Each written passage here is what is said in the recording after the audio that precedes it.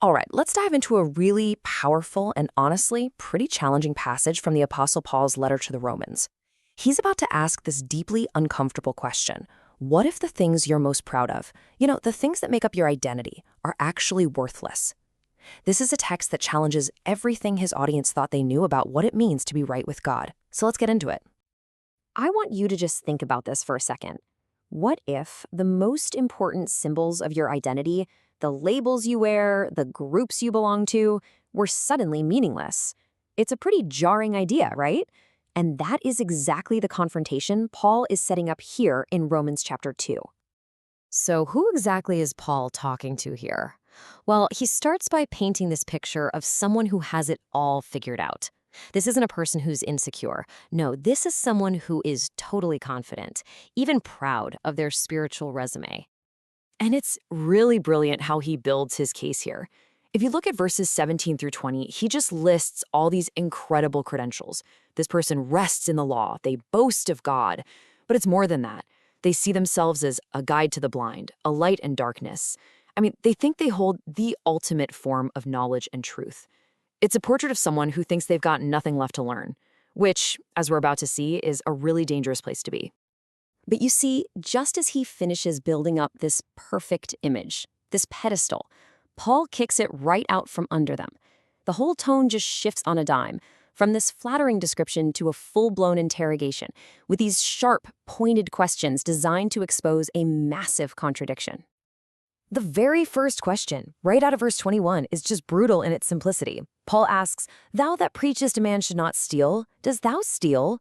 He's not mincing words here. He's pointing directly at this huge gap between what they claim to believe in public and what they're actually doing in private.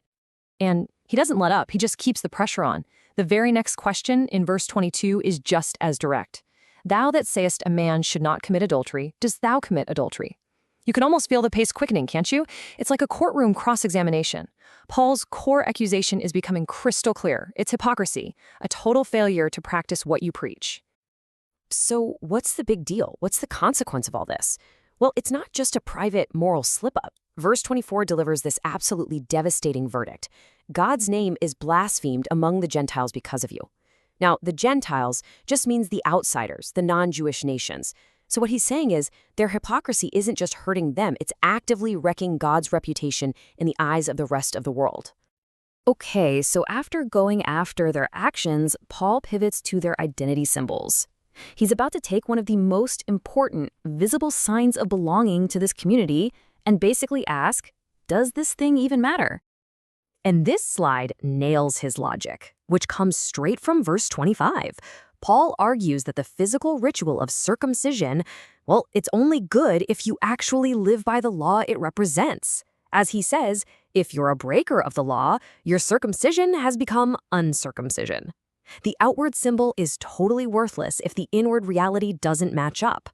Now, all of this has been building to the climax of his argument. This is where Paul is about to propose a completely radical redefinition of identity, shifting the focus entirely from what everyone can see on the outside to what's really going on the inside.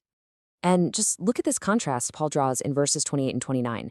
It's like he creates two columns for identity. On one side, you have everything that's outward, the appearance, the physical ritual, and, crucially, the praise you get from other people. But on the other side, he presents what he calls the true identity, what's in your heart, the work of the Spirit, and the praise that comes only from God.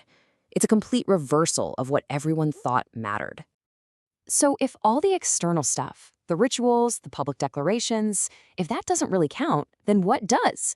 Well, Paul now gives us the answer, and it's this core concept that solves the whole hypocrisy problem he started with. And here it is. Circumcision of the heart. As he lays it out in verse 29, this isn't a physical act at all. It's a deep, internal transformation of your character.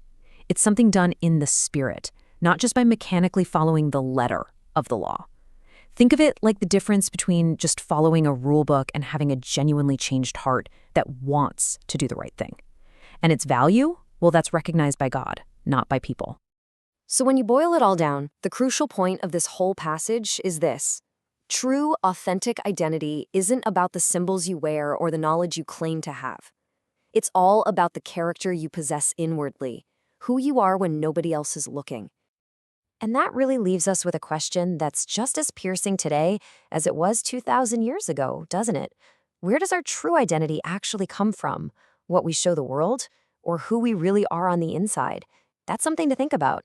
Thanks for joining me for this one.